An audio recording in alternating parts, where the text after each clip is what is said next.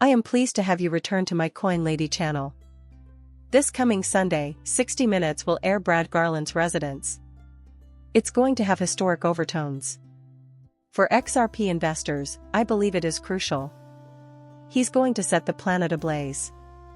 There are essentially two main justifications for our discussion of it. Our relationship is significant. There appears to be a potential conflict developing between Cardano, Ripple, Charles, and the XRP ledger. All the logic in the world points to that. That is something we will investigate. That might be huge, in my opinion. Next, XRP, a new form of XRP derangement syndrome, emerges. It's comparable to the Robinhood listing, so we'll investigate and cover it thoroughly on Sunday's 60 Minutes. Why it's going to offer XRP to a brand new class of investors, someone that is probably not a crypto fanatic. They will observe an American firm with a CEO they know, a real gangster, but a very professional one, and hear everything about XRP and its uses and successes. What they hear is going to appeal to them, and I predict that many will join the conversation as a result. Consider it a watershed moment for XRP and, by extension, cryptocurrencies as a whole, because he will make the point that politicians in this nation who are anti-crypto and who seek to limit innovation will not remain in office for very long. The impact of cryptocurrency on the most recent election cycle, which he will discuss, was enormous. That is the kind of bipartisan support for crypto and innovation that we are hoping for. The Bitcoin business is booming regardless of who holds the presidency. This is likely due to the fact that super PACs heavily supported crypto candidates in the last election, and those people won handily. And you definitely don't want to take on these incredibly well-funded Goliaths. It is crucial, in my opinion. There are those who think it's a sell the news story. Assuming the program does well when it airs, or even just today, this may be a high point. However, there are a plethora of significant events just around the corner. An upswing has occurred. You don't engage in these minor market games where you intentionally sell at a high point with the hopes of buying back at a low point in the future, do you? There is a great deal of victory and joy ahead of us. In the near future, this will become nauseating. I see that Charles Hoskinson used Brad Garland's house to post a photo of himself smoking a cigar. Today was a good day is a simple expression. David Schwartz was here, engaging in some deal-making or whatever it is that entails. And my guess is that Cardano will issue RLUSD, which is good news for everyone involved.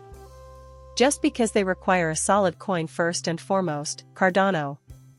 Furthermore, I believe that RLUSD will represent the fact that the circles and tethers have disregarded them. The Cardano network would consider this a major development. Additionally, Ripple would like RLUSD to be listed on as many chains as possible, have a large market cap, and have as many users as feasible. I believe it would be a huge boon for them during launch or soon after if they could convince more networks, particularly major ones like Cardano, to use their stable coin. Additionally, achieving sidechain interoperability with Midnight would be a fascinating development. Here we are discussing institutional privacy layer payments, a crucial feature. In my opinion, a great deal of good may result from the synergy between these two blockchains and their respective developers. On top of that, the industry has mostly disregarded these two crypto giants. While Coinbase, Circle, and Tether are busy with Ethereum, the other major chains are getting relatively little attention. In a synergistic relationship, they can play to one another's strengths, increasing the size and utility of each chain and operation. This, in turn, will increase adoption on both ends. I believe that we may form a great alliance. But, please tell me in the comments if I am making too much of this. I mean, come on, two Riddlers running amok doesn't always portend anything major, as I would have thought. Sure, David Schwartz and I had this fantastic conversation. Visit the bank's XRP page. Have a peek. Well, look who's stepping up their game, institutional defiance. So it's not quite the same DeFi as we're accustomed to, but they're clearly planning to attract institutions interested in the DeFi market. We are aware that they do.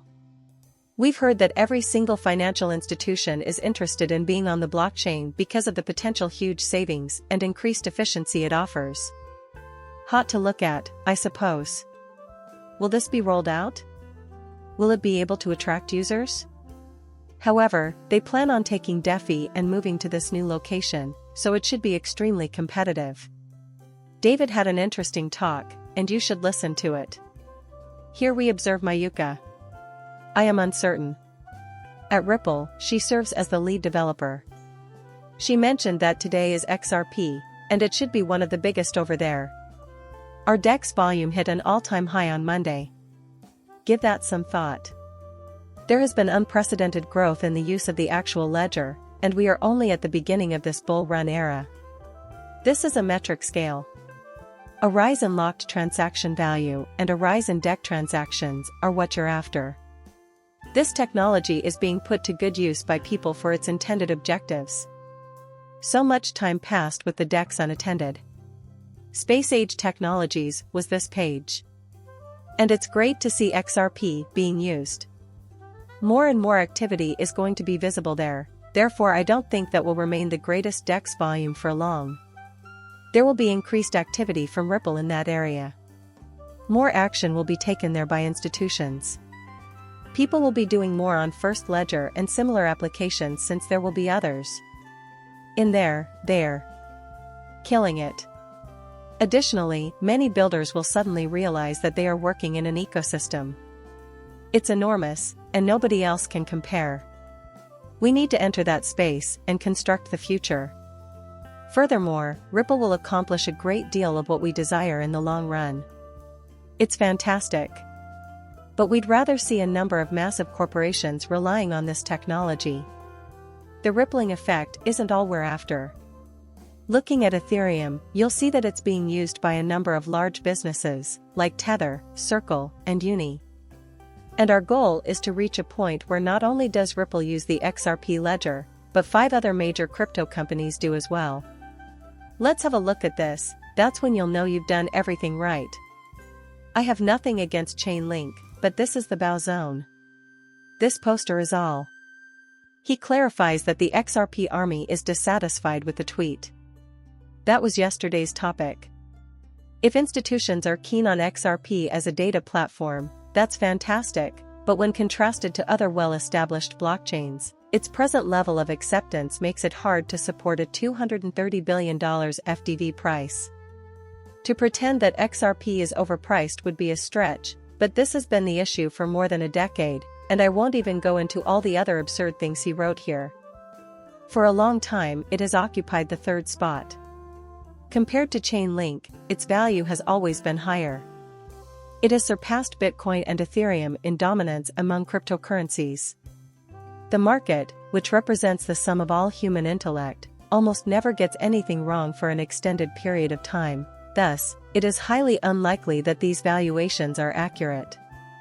XRP is consistently a top asset for a reason. For whatever reason, XRP will always outperform Link in terms of value. This is an accurate assessment, though. The fact that someone can't see this and realize, hey, it's a layer, one that the government has held back, is perplexing but not surprising. Beneficial for their running performance. As always, I appreciate you taking the time to view my video.